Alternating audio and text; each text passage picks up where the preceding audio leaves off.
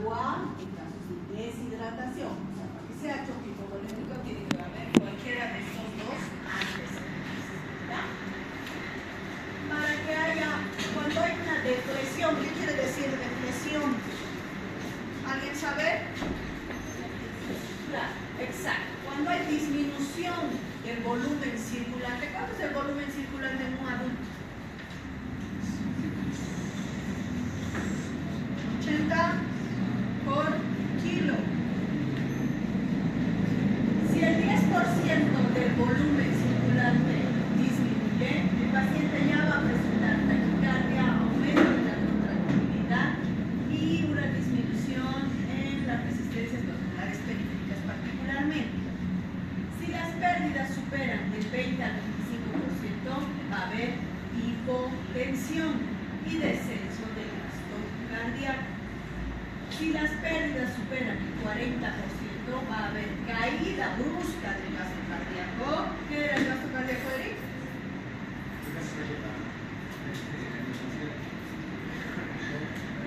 ¿Qué era el gasto cardíaco, Anderson?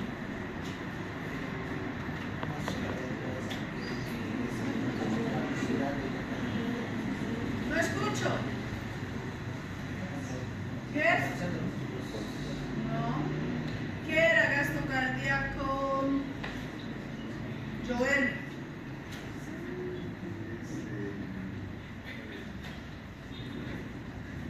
¿Alguien sabe qué es gasto cardíaco que no sea la Ariana? ¿Qué es gasto cardíaco? La cantidad de sangre que va a hacer perfusión tisular.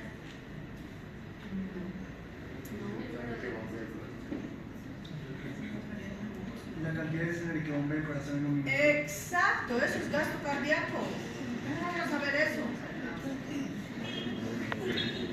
Ok, entonces si ustedes se dan cuenta aquí, taquicardia, aquí descenso del gasto cardíaco y aquí caída total del gasto cardíaco, ¿qué quiere decir? Que no hay salida de sangre, porque ya no hay sangre circulando. Si se supone que ha perdido esa sangre, ¿cómo va a circular? ¿Entiendes? Y eso va a llevar a hipotensión y hiperperfusión tisular. ¿Ya? Ok.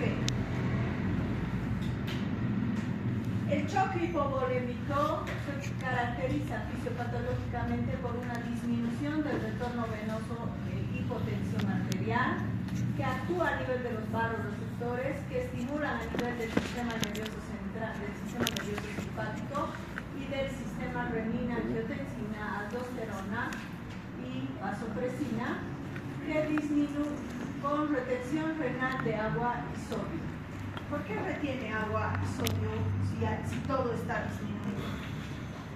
Porque trata de preservar, cuando hay disminución de sangre en el cuerpo, ¿qué órganos se preservan? Cabeza, corazón y riñones, porque es prioritario que haya. ¿Quiénes se restringen? Principalmente intestinal. ¿Entiende?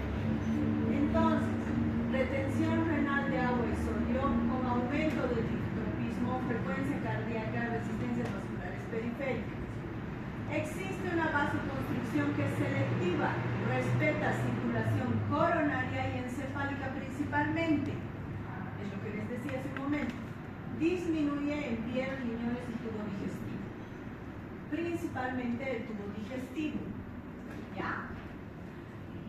La anemia, en estos casos, si estamos hablando de hemorragia, lo primero que vamos a pensar es que va a haber anemia, ¿no ve? Pero miren lo que sucede. La anemia y el descenso del hematocrito tarda en aparecer laboratorialmente. ¿Ya? No es de inicio. O sea, no es buen dato hacerle hemograma para ver cuánto de hematocrito tiene, porque puede tener un hematocrito, estar con buen hematocrito y yo querer descartar mi diagnóstico de hemorragia. Pero si ustedes se dan cuenta, en un choque hipovolémico por sangrado, el ver anemia y hematocrito disminuido va a tardar en aparecer. El tratamiento básicamente va a ser reponer volumen. O repongo líquido, suero, o repongo sangre. Existe una etapa vasopléjica del choque, en la cual la microvasculatura ya no responde. O sea, puedo meterle todo el líquido que yo quiera, pero ya no va a responder nuestro cuerpo. Por eso les decía que hay una línea muy delgada entre diagnosticar choque y tratar el choque. ¿Ya?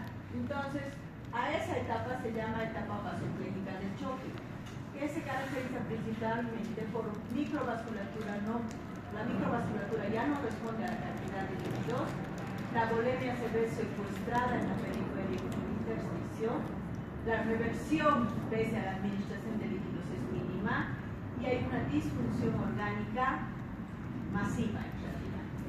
Y cuando hablamos de esta etapa vasopléjica del choque, hablamos de un choque avanzado o de un choque refractario. ¿Cuál es la consecuencia del choque refractario? Fuerte. Normalmente el paciente fallece cuando está en choque avanzado o refractario. Difícil, ¿entienden? Así le metamos 500 litros de líquido o 500 paquetes de sangre, difícil que se reviente. Ok, ahora vamos a hablar del choque cardiogénico. En este se produce insuficiencia del corazón como bomba cardíaca. Habíamos dicho que el gasto cardíaco es qué cantidad de sangre sale del corazón. Si volvemos al concepto de choque, debe estar acorde o debe estar bien, principalmente la perfusión. ¿Quién da la perfusión? El corazón principalmente. Entonces, cuando hablamos de choque cardiogénico, en este va a haber una insuficiencia del corazón como bomba cardíaca. No va a tener la capacidad de distribuir la cantidad de sangre que debe distribuir, lo cual va a disminuir la perfusión.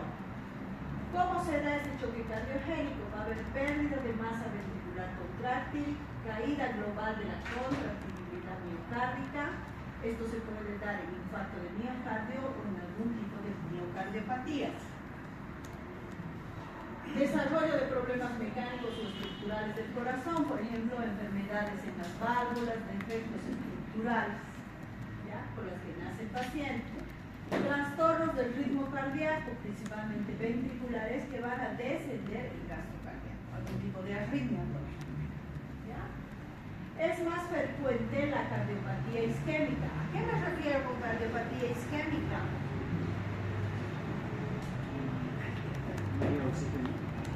¿Qué es cardiopatía isquémica? ¿Cuándo diagnostico cardiopatía isquémica, Margaret? ¿A qué se debe una cardiopatía isquémica? Eric.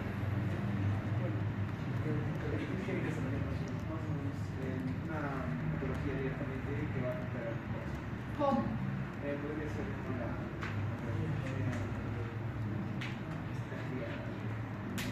No. José. Una falta de irrigación. Exacto. Cuando yo me refiero a cardiopatía isquémica, se refiere a falta de irrigación. ¿Quién alimenta nuestros tejidos? Las arterias. Y el corazón tiene sus propias arterias, a eso se llaman coronarias. Cuando nos referimos a cardiopatía isquémica, nos estamos refiriendo exclusivamente a las coronarias. ¿Y por qué las coronarias pueden no funcionar? Tan facilito. Por obstrucción. Por obstrucción. Entonces, cuando a ustedes les digan cardiopatía isquémica, ¿qué tienen que sospechar?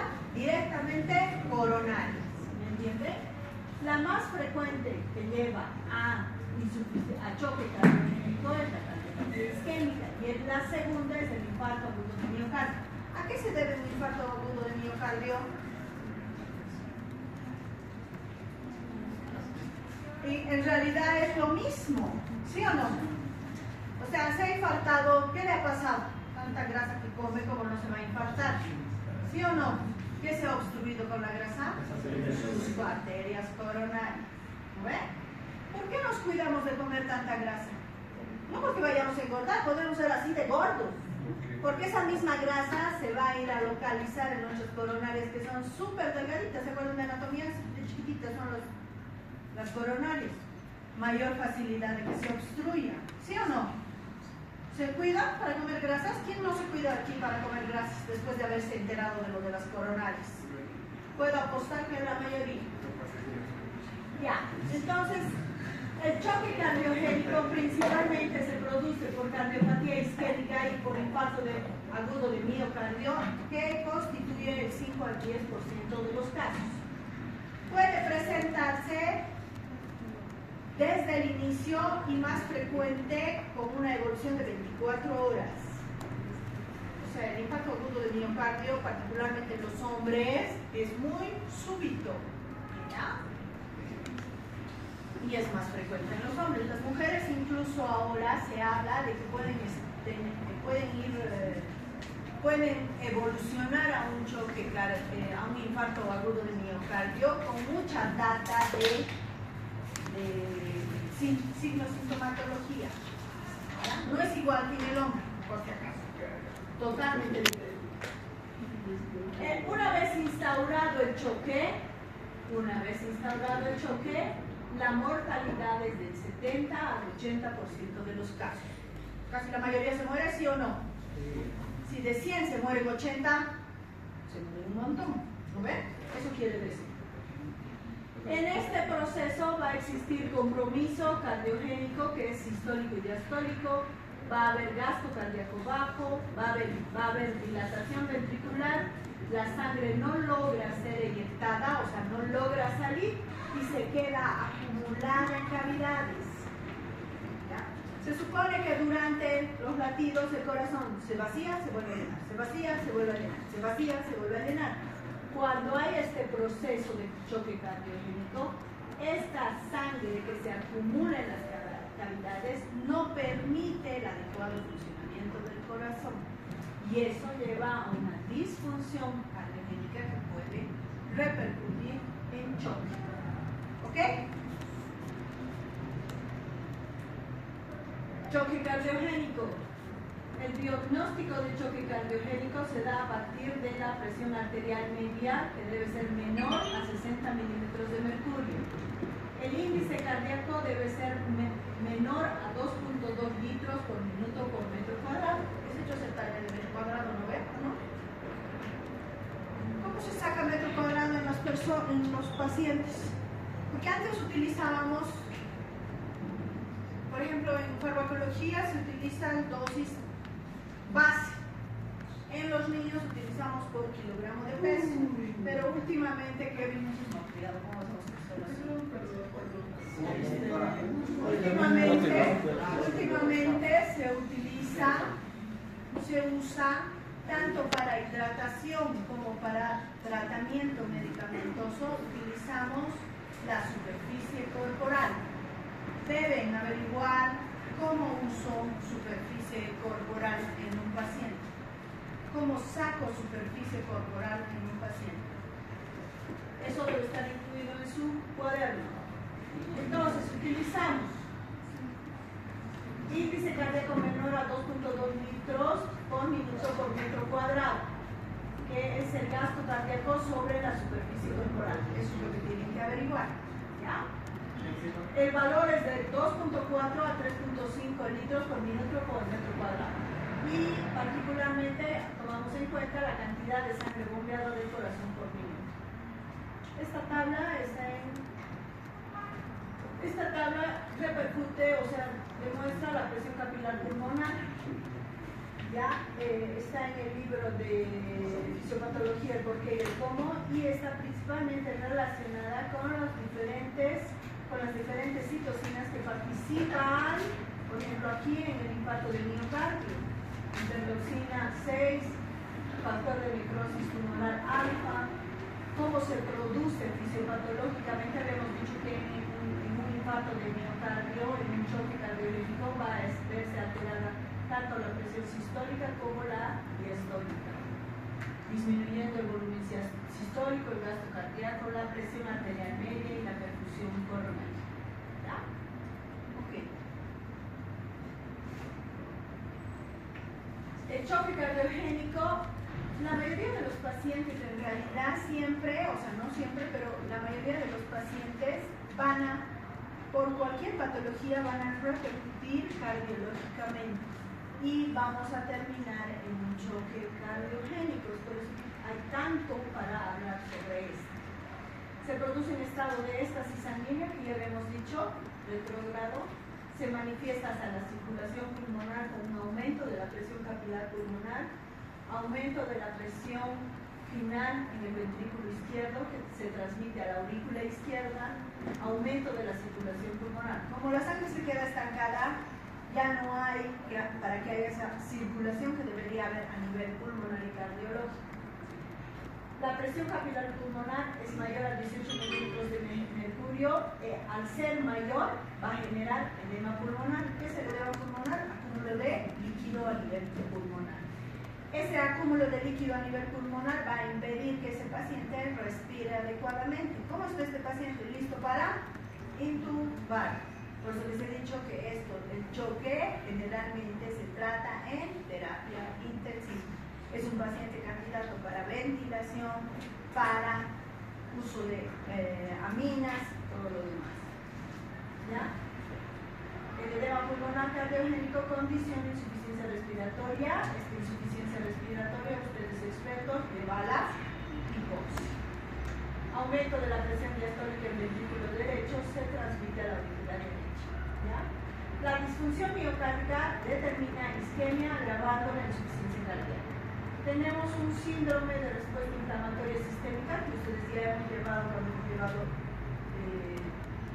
inflamación. Este se conoce como SIRS, que favorece el choque cardiogénico, y el proceso inflamatorio activa a nivel de las enzimas del ácido nítrico, disminuyendo la contractibilidad del corazón y deprimiendo la respiración a nivel celular, particularmente a nivel de las neuronas. El choque distributivo. El choque distributivo se divide en 3 tipos de choque. O sea, el choque en general se divide en 4. Uno de ellos es el distributivo. Este distributivo se divide en 3. Uno es el choque séptico, el choque anafiláctico y el choque neurogénico arterial.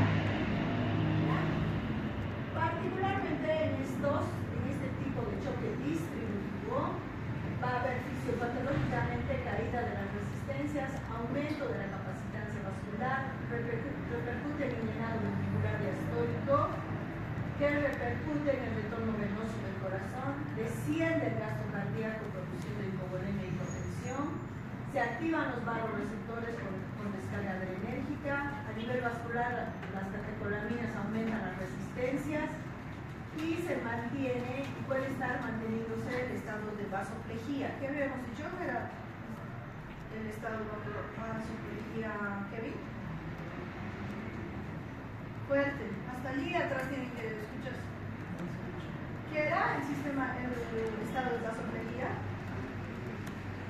Fuerte.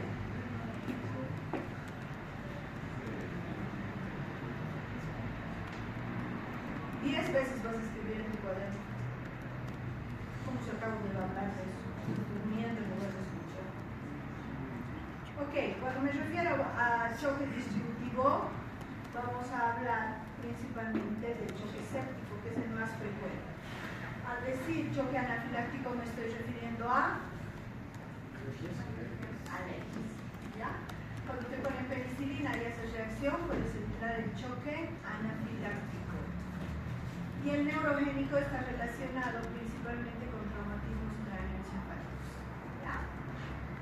Que se produce por una cadena. En realidad, cuando lleven neuro, ahí van a tocar más ese tipo de choque, porque en realidad por el traumatismo cráneoencefálico las estructuras neurológicas que tenemos en el cerebro se alteran y producen edema cerebral, lo cual no permite un adecuado funcionamiento, y ahí empieza el estado de choque neurogénico. El choque séptico, ¿a qué se debe? Procesos infecciosos, bacterianos, virales, parasitarios, hongos, todo lo que ustedes quieran, todo lo que ya hemos hablado anteriormente relacionado con sepsis. Sus manifestaciones van a ser típicas de la septicemia. 4 signos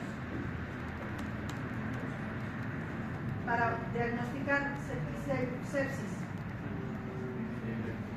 Fiebre, otro.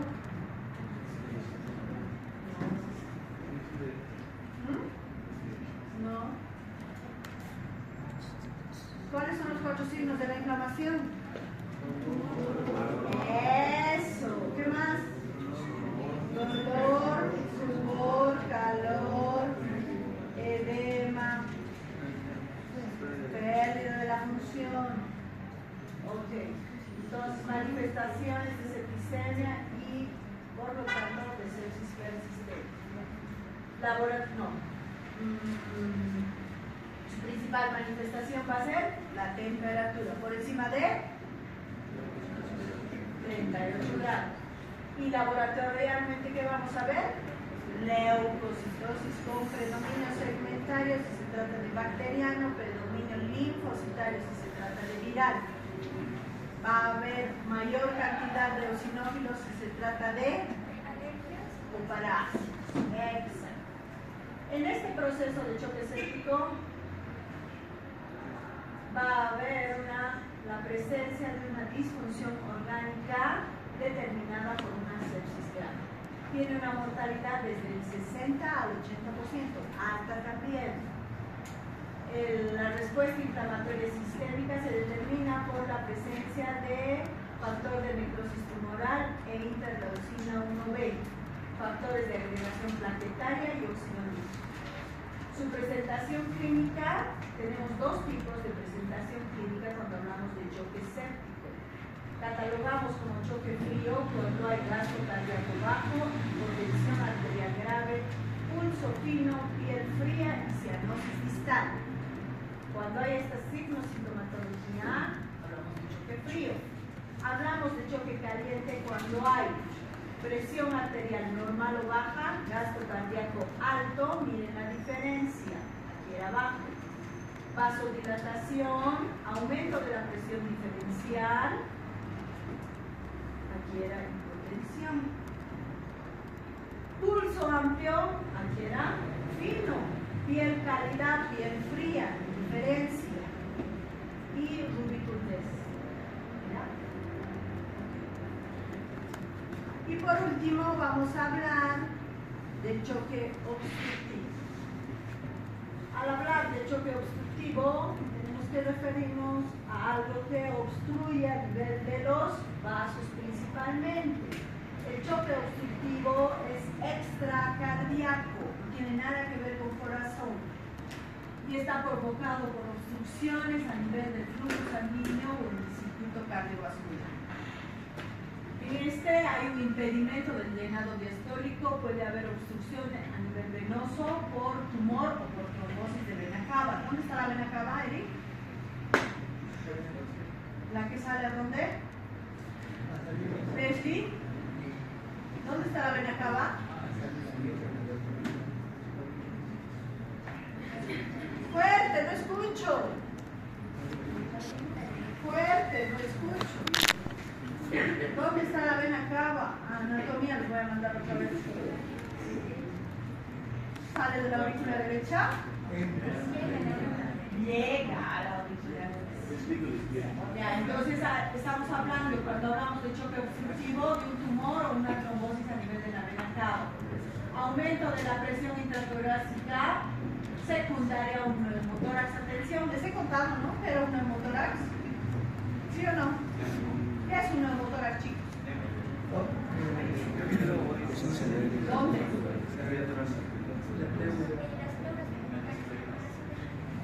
Eso es neuritis. Esto es neumotórax. Neumotórax. ¿Cómo podría entrar aire a la cavidad? A ver, piensen.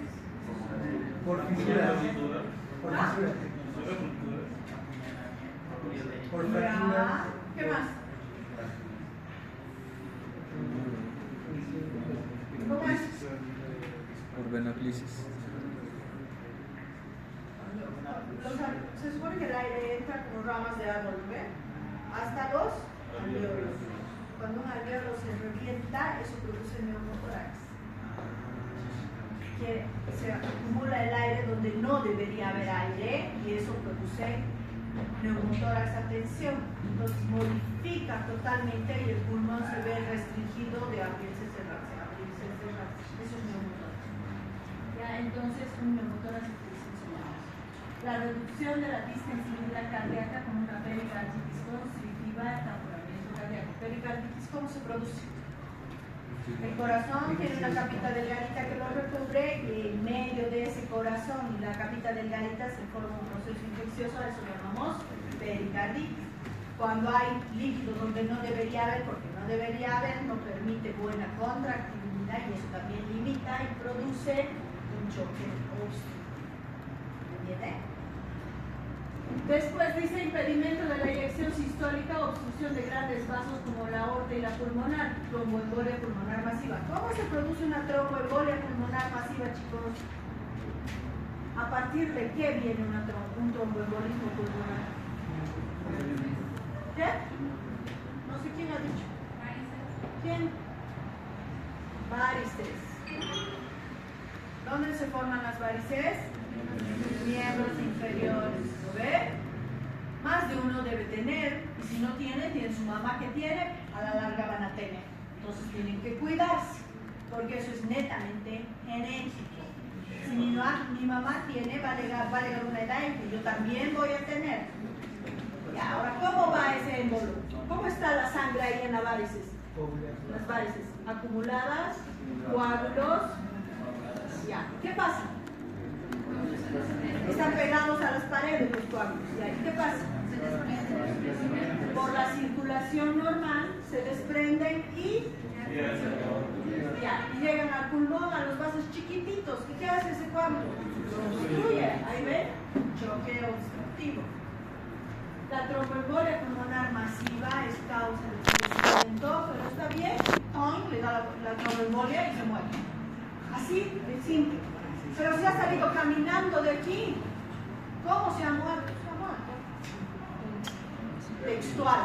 El tromboembolismo pulmonar mata gente, pero tú dices, pero ha entrado caminando, sí, pero tenía tromboembolismo pulmonar.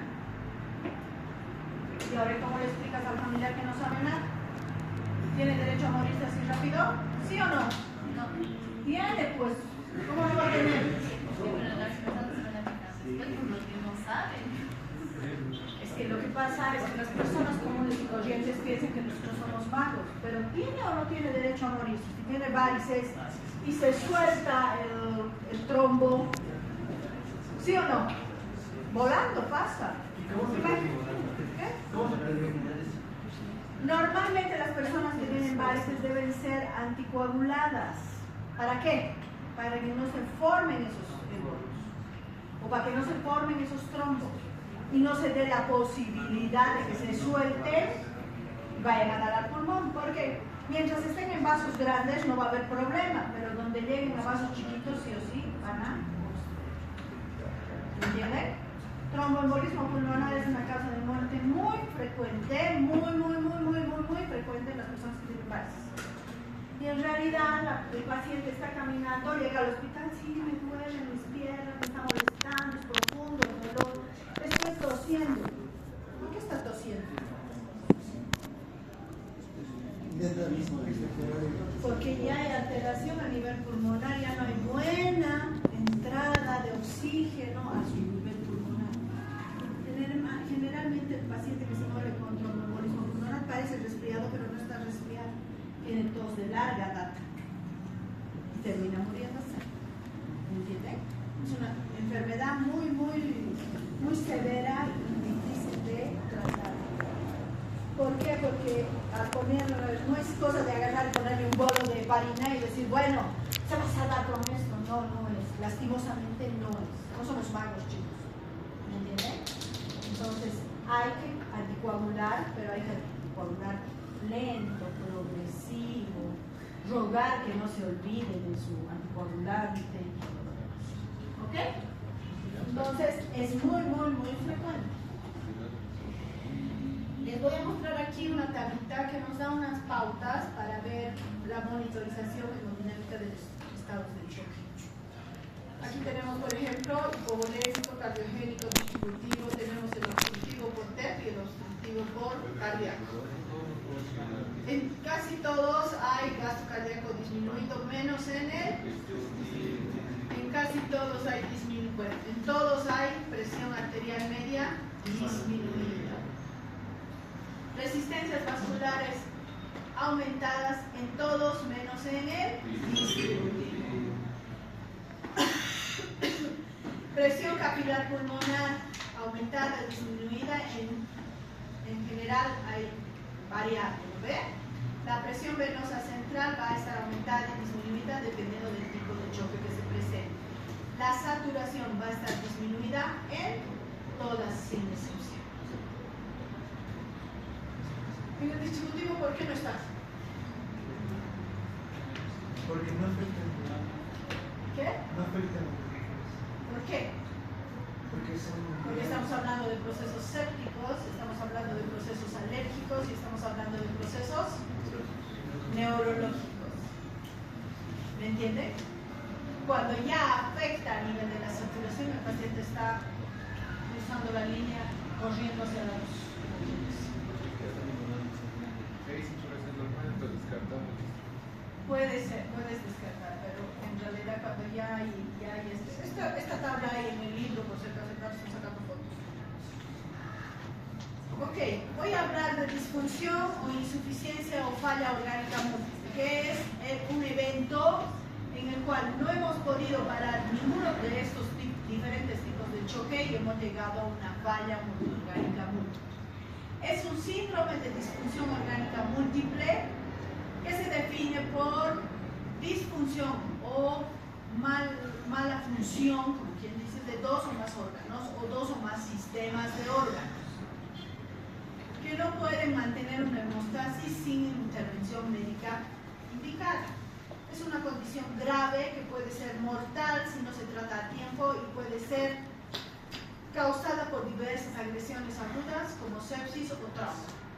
Cuando el factor causal desata en el organismo una respuesta inmediata, fundamentalmente inmunológica, que se hace sistémica, liberándose productos que ocasionan lesiones endoteliales, anóxicas en diversos órganos, estamos ante una disfunción orgánica múltiple. Es un evento de gran importancia y un reto en la vida del intensivista. ¿Se dan cuenta? Este tipo de paciente es paciente que está en terapia intensiva. ¿Pero por dónde va a entrar ese paciente? Por emergencias, por la consulta, definitivamente. ¿Ve? La idea es que el médico que le vaya a ver en emergencias o en la consulta se dé cuenta que puede terminar un choque. ¿Ya? Constituye la vía final que ocasiona la muerte a muchos de los pacientes hospitalizados en los servicios de cuidados intensivos, particularmente en pacientes quirúrgicos complicados, politraumatizados o pacientes con sepsis, demandando de